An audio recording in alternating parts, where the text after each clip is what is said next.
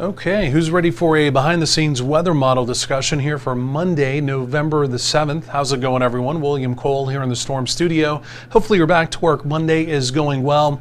Of course, the first thing we do want to say thank you to our Patreon subscribers. Making this behind-the-scenes weather model discussion available helps with this. Also, of course, helps with our app, our normal live channel as well. Again, if you're not a Patreon subscriber, if you like the normal channel, if you like this, again, feel free to sign up. It's $2.99 per month. You can just go to patreon.com/weathertrackertv. It takes like 30 seconds to do. Again, if you're interested, of course, we appreciate it. This is the bonus content we like to do each and every day. We typically put this on our social media. This is where we look over the raw data, not so much the pretty TV graphics, the raw data, and again, give you a behind-the-scenes glimpse as to what we're looking at as far as the forecast goes going forward. And I can tell you, we've got a lot to talk about today, right? So we know there was some fog this morning. It's been a generally cloudy day out there. There is some rain, in fact, I'll show you coming up. Mainly scattered showery activity right now, and that will persist even into parts of the evening. May even be a couple showers tomorrow as well.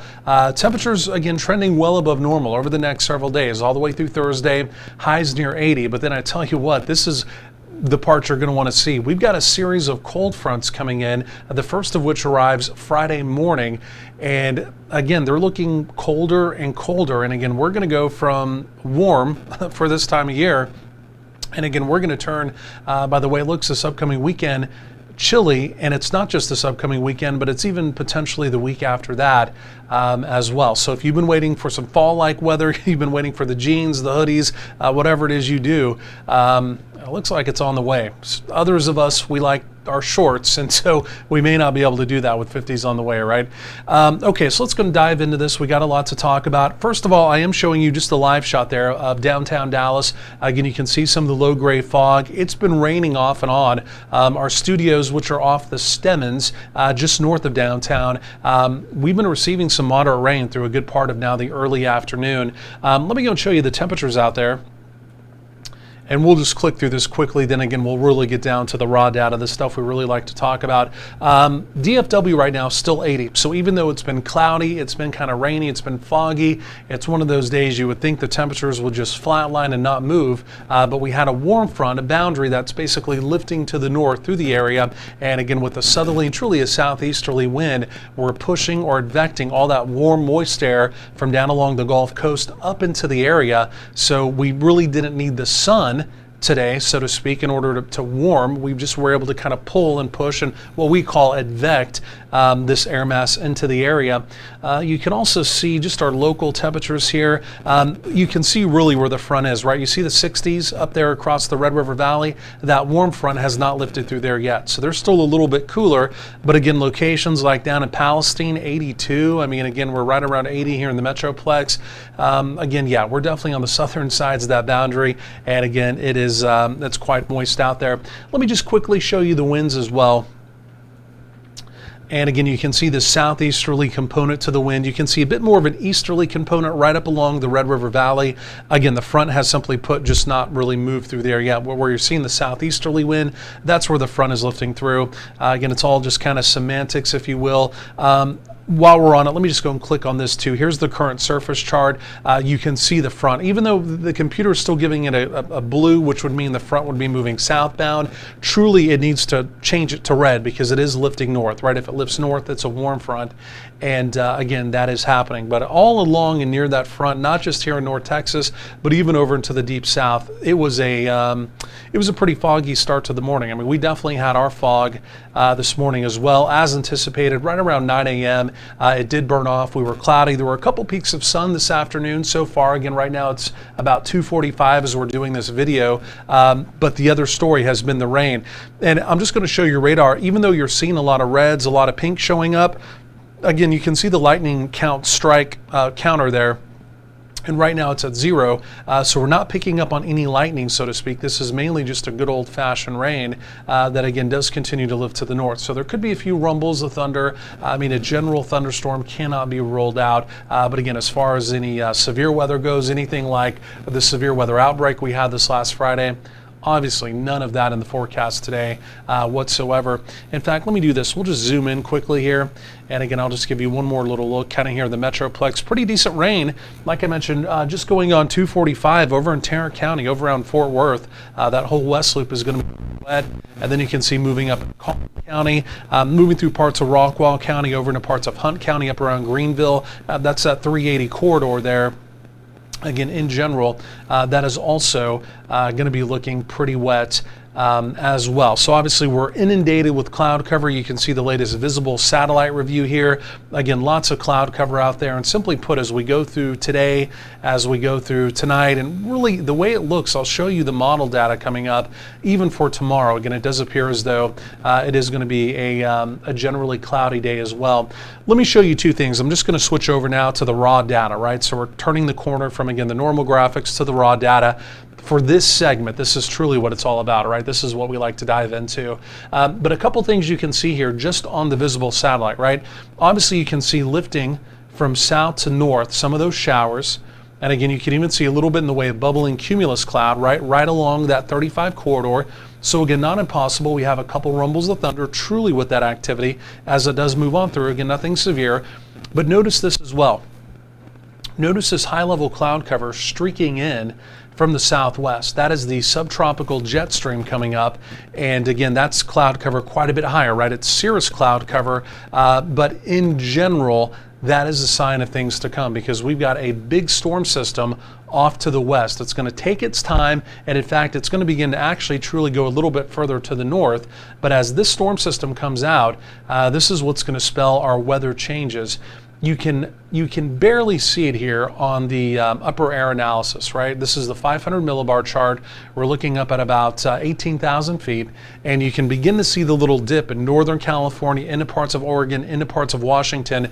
The main core of this is actually still offshore, so it's just kind of coming to within range on this map. But this will dive down deeper into California, then it's going to begin to come out through the Intermountain West.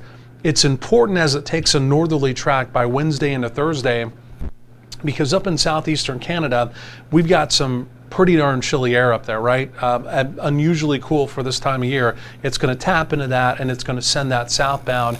And once that happens, again, we go into what appears to be a 10, 14-day period where, again, we're just below normal as far as temperatures go, and not by a degree or two. I mean, there may be some days we're pushing almost 20 degrees below normal, right? So, 15 to 20 degrees. So this will be a big deal. It's definitely going to turn chillier around here. So we'll talk more about exactly what that means coming up. But as we look at the upper air analysis, again, you can see that. And again, the main reason why we have that southwesterly subtropical jet, again, as the jet stream's coming around that, here it is again coming up from the southwest. Again, just a sign of things to come on down the road. But like I mentioned, through most of the work week, no real weather complications other than like today, a few showers, again, some fog, things like that in the morning. But again, the true chillier temperatures, the cooler weather, if you will, holds off until Friday. Here's a different look at all of that. And as we look at this is the water vapor imagery, right? So again, and this almost gives you a bit of a better look off the west coast. And again, you can see that big storm system diving down. You can see the flow coming up through parts of California into the Great Basin, and then also riding around it, again, coming up into the southern plains as well. But this will be a meaningful storm system. And again, this will be a real game changer. Again, really turning the corner from, again, what's been a pretty warm fall so far, temperatures at or above normal, to again, a real chill down. I'm going to show you the actual model data that, again, matches up with that coming up momentarily. Let's also take a quick peek at the convective outlook again for today. There is some green on here, some light green, meaning a general thunderstorm, right? Meaning some thunder, some lightning could be possible, right? So from the Storm Prediction Center, they are not forecasting any severe weather anywhere in the continental United States. You can also see out west with that storm system out there, again, some general thunder again in that part of the nation as well. Tomorrow, similar story as that storm system begins to make more landfall. California, general thunder, the Great Basin. Out there in Nevada, general thunder. And then again, you can see all the way up into parts of the northern tier, an opportunity of general thunder as well. It's a similar story on day 3, right? So we're going to Tuesday, Wednesday, Thursday, maybe a marginal risk of a couple isolated severe storms out in the Florida Peninsula. The main reason why, By the way, in case you have not seen this, we'll just touch on this really quickly. We do have currently subtropical storm Nicole. She has not taken on true tropical characteristics yet. She's just an area of low pressure. Her winds, though, have come up to tropical storm force, and they're still currently at 45 miles per hour. She should begin to morph and look a little bit more like a tropical storm. And again, if so, she'll make landfall most likely as a tropical storm, maybe as a Category 1, Hurricane 1 in Florida, the eastern coast of Florida. And so we'll track her, again, right now, mainly more of a heavy rain type event. I mean, really, she may take on, again, some of those tropical characteristics. I dropped my pen. But truly, she's going to be just a big, deep area of low pressure, and truly, she's going to be causing a lot of active rain. But it's a late season system for the Florida Peninsula for sure. Okay, so from there, let's dive into what we really need to get to, right? This is the model data, and this is what we're all interested in. Okay, we're going to start here with the upper air look again, and what I want to do is I want to give you the zoomed in view. And if it seems like we're going fast through this, I'm trying to go a little bit faster because these videos have been like 20 minutes, and so I'm trying to just not talk too fast, but try and get through it, so that way you're not having to watch a 20-minute video, right? So I'm trying to speed it up a little bit, but some days like today, there's a lot of info to cover. So, okay, so number one, we're watching the big storm system out to the west. I mean, truly, this is what we're going to be watching, right? So watch this big area of spin. You can see the colors. That's the vorticity, truly the spin, and the dip is the area of low pressure, right in the 500 millibar chart. Okay, so let me go and roll this into motion. There it is, diving down into California. There we go, forward in time. You can see it cutting there through the Great Basin, now through the Intermountain West. Again, it doesn't necessarily come all the way down into North Texas, but there it is, really spinning up, you see in the Corn Belt. But you notice how it goes far enough to the north, up through the northern tier. I'm going to show you the temperatures in a minute. It taps in to that really chilly air currently in southwestern Canada. So that storm system pushes a front down into our area. Okay, chills us down. Okay, that's great, but look what happens. Right on its tail, look what comes diving down out of Canada. Here comes another storm, another front, another chill down, and behind it, you can see there's another one, and there's potentially another one. And I mentioned this yesterday, sometimes when you're in like these early season events, you can get kind of in like this cyclic pattern, right? And it was like this in the summer, right? We went into an early summer pattern where it was hot. We had the area of high pressure, we had the summer heat dome built in, and once it happened, it was done, right? And it was hot all summer. Our rain ended at the 1st of May, which obviously we typically get rain all the 1st of June in our wet season. Didn't happen, created part of the drought criteria. But sometimes these early season events, you'll get locked into a pattern, and it truly takes something major to kick it out, right? So hopefully that's not the case, because if that's the case, I mean, our November right now already looks below normal, and that could even linger into December. And as we know, getting into December, we could already turn chillier and chillier. So hopefully we don't have an unusually hot summer, and then on the flip side, now we're going to have an unusually cold winter. So fingers crossed that doesn't happen. But again, you can see the pattern developing. I mean, you can see the storms just right on each other's tail. And again, all of those taking that northwesterly track through parts of Canada, picking up some of that chillier air, and then diving down into the plains, bringing those chilly cold fronts in. So let's put a little context to that, right? We're going to switch over to the 850 millibar chart. This will show us true air mass change, okay? And so this is just above the surface. This time of year we like this, right? Because it's showing you truly if you're moving a certain air mass, right? And so in this situation we are. You can see the storm spinning up over there across parts of California, but then look at that chilly Canadian air just sitting there in southwestern Canada. Storm system taps into that, and look how it pulls it down. Look at that little finger coming down. The true Canadian air all the way down into parts of northern Oklahoma. You can see the front moving into North Texas there. Again, we're turning chillier, but luckily not colder. But how close is the cold air? Take a drive up 35. I mean, it's in the neighborhood, right? Luckily, it's not here yet, if you don't like cold weather. Okay, so we go forward in time. Look how that area just overspreads most of the nation. I mean, most of the nation turns cold. I mean, you see it up there across the Great Lakes and the Northeast, right? So here we go. We reload with the next storm system. What happens? Same thing. And this newest run is even colder. Look at this. So we're out. This goes out 10 days. This goes out as far as this European data will take us. But if you want to extrapolate that out by another 11, 12, 13 days, that cold air is coming all the way into our Texas Panhandle. That front, that third front, may try and make a true run even into North Texas. And again, you can see behind it all the chilly air behind it. I mean, that's what I'm saying. Sometimes you get in these patterns, and I mean, they're hard to get out of. And that could be turning from cooler. Again, we don't know yet because the data ends right there. We'll have to see over the next few days. And again, this will still change some. This isn't locked in. I think it is locked in that we're turning cooler for sure. But again, could we also now, in about 11, 12, 13 days, really turn colder? I mean, you see it's knocking on the doorknob. It's knocking on the door right now. So we'll have to see. So this will be an interesting forecast going forward. But it looks like, again, these mild days, if you like them, enjoy them. We typically still get some mild days in the winter, obviously. But we may just get stuck now in this unusually chilly pattern. And again, just like summer was hot, winter maybe, or fall may be really cold. So we'll see. Let's also look at precip. Because this time of year, what's the one thing? Once you start getting chilly in the neighborhood, you got to start looking for precip number one, winter precip number two. And there's been some data that's shown, at least up at Oklahoma, just north of the Red River, as we get about 8 or 9 days down the road with one of those fronts, that we may even have some winter precipitation just north of the border. Now, if that begins to change and the chillier air comes further to the south, that's something else we got to watch for. So that's what I mean. It's that time of year. These forecasts, they get pretty interesting in a hurry, right? So there's the showery activity. We'll look at this with the high-res model, right? The high-res data, we go out about 48 hours, right? So these first couple days, we'll truly come back to that with the high-res data. Let's just keep going out here with the global model and see what we have going on. So here comes the first front, right? It looks like as it comes through on Friday, here comes the front. You can see our eastern counties.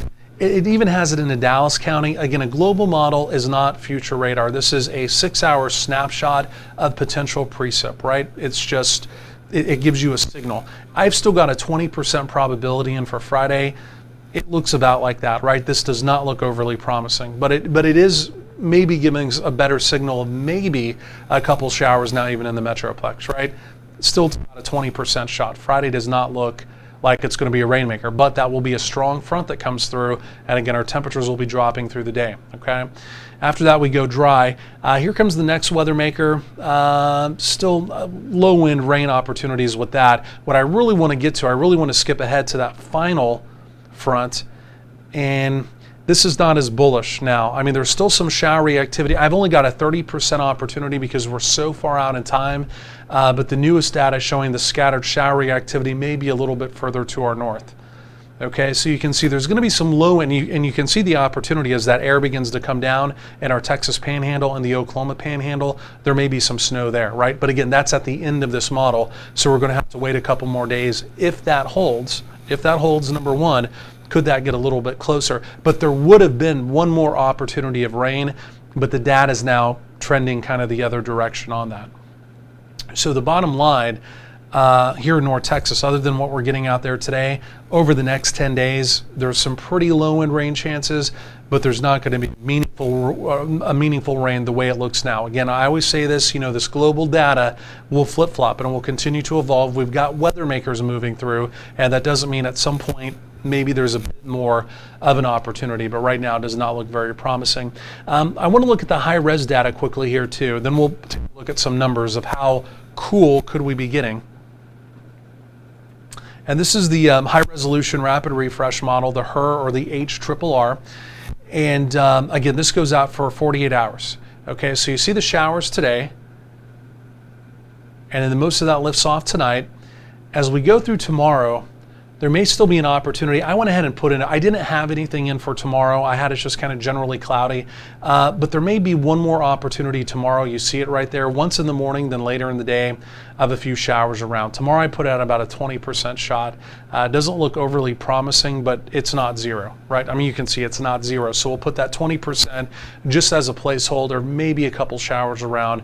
But today, and again, not that today was even a big deal, right? I mean, there was a few widely scattered showers, a couple heavy downpours thunderstorms out there. But again, tomorrow the coverage is going to be pretty limited. And again, 1 or 2 showers, simply put, cannot be ruled out. I want to look at cloud cover for tomorrow as well,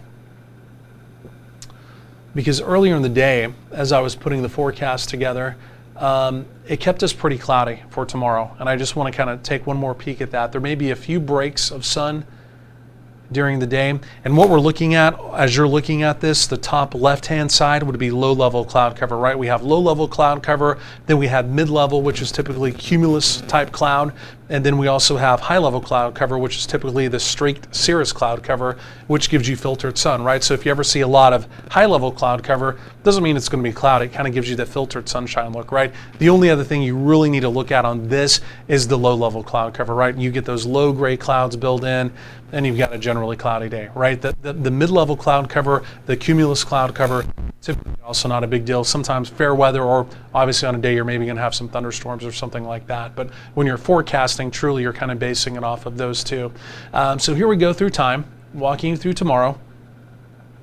And again, you can see by late day, that's about 3, 4 o'clock. There could be a few peaks of sun, but it keeps us pretty cloudy, right? So we'll call it mostly cloudy tomorrow, but most likely we'll have a few peaks of sun, okay? The one other thing I want to look at is visibility, which would be morning fog, right? There was at least a few indications, just as I was looking over the data earlier, that we might have some fog again tomorrow, but the model was not very bullish on that at all. So let's just see if it's changed its mind. Otherwise, we may be able to start tomorrow morning without much in the way of fog. So overnight, you can see some fog builds back in, mainly up in Oklahoma along our Red River Valley. But through most of North Texas, I mean, there could be a few areas of patchy fog, but it doesn't look very promising, right? So a little bit of a different start tomorrow morning than this morning, okay? Now let's get to the numbers. Let's get to the numbers, and then we'll wrap this up. Like I said, I'm trying to do these faster for you guys. I'm going to zoom this back out though. And so here's what the euro does. Okay, so the euro, now here's something interesting with the euro, right? So, okay, so we're right about 80 for the next 4 days. We know that. Then we have the front that comes through. We chill down. We have the reinforcing front. We're in the 50s, right? So mid 50s generally. Overnight lows in the 40s. But look at what the euro does. Right before that next front arrives, which is not untypical, we get a big warm up. The euro is trying to say that following Wednesday, we're back up to 78 right before potentially an even stronger front arrives. Typically, that'll happen, right? Right before you get kind of a stronger front, your temperatures will jump on you. I don't know that we're going to rebound the temperatures that quickly, to be honest with you. So this is, right now, that would be a bit of an outlier. This is what the blend of models does. This is essentially my forecast. This takes all the model data, combines it, uses the high-res data, and it spits out these numbers, right? So again, the next 3 days, right around 80, we know that. I think this is probably a little more accurate. So we're basically trending through the 50s. We get that next front. We then trend down into the lower 50s. This ends on day 10, right? That following Friday, we probably trend the temperatures up maybe into the upper 50s, maybe into the 60s. And then by that Saturday, maybe even Sunday, somewhere in that time frame, here comes the next front. And again, the big question is, how cold will that next front be? Again, just with the data we're getting in, I mean, we've got some pretty chilly stuff in the neighborhood. Just because it's in the panhandle doesn't mean the true chilliness will make it into North Texas, right? We may just get another decent front with the real cold stuff staying to our north. So again, the devil's in the details, and whenever you're forecasting out this far, right, 10, 11, 12 days, I don't have to tell you, you know just as well as I do, it's still going to evolve, it's still going to change ever so slightly. But an asterisk on that, are we going to cool down? I mean, the answer is yes. I mean, I think what you're seeing here, I think is pretty well locked in with the 50s. So again, like I mentioned, jeans and hoodies, or again, whatever you wear, dust them off, get them ready, because again, by this upcoming weekend, you're definitely going to need them, and really through most of next week. Next week is going to be a cooler week. There's just no two ways about it. And again, generally dry. Those rain probabilities are not as meaningful right now the way it looks either. So a lot going on. You can see we're going to have a lot to track as we go through the rest of this week, and then especially into next week. And if we stay in that progressive active pattern of bringing these storms in from the northwest, and they continue to tap in to that Canadian air, again, could we consecutively get chillier and chillier. So it's something to watch for sure. So otherwise, at least in the near term, temperatures in the 70s and 80s, even though we'll have some clouds, maybe a few few showers. Enjoy the warm weather right before it before the bottom begins to fall out. But it is that time of year after all. Hey, just real quick, one more reminder: if you have not downloaded our free mobile app, be sure to do that today. It is available on the Apple iTunes Store, also the Google Play Store, and again, it is completely free. Has our normal live channel on there, has my 12-day forecast on there, and again, live radar, anything else you would need, our breaking weather alerts, etc., etc. Again, download it today. Otherwise, again, thanks for joining us. Again, thanks to our Patreon members, again, for helping support this again, segment that we're doing. Like I mentioned, if you haven't signed up for that, feel free to do it today as well. Patreon.com/WeatherTrackerTV. Again, it's just $2.99 per month. Otherwise, thanks for joining us and enjoy the rest of your Monday afternoon.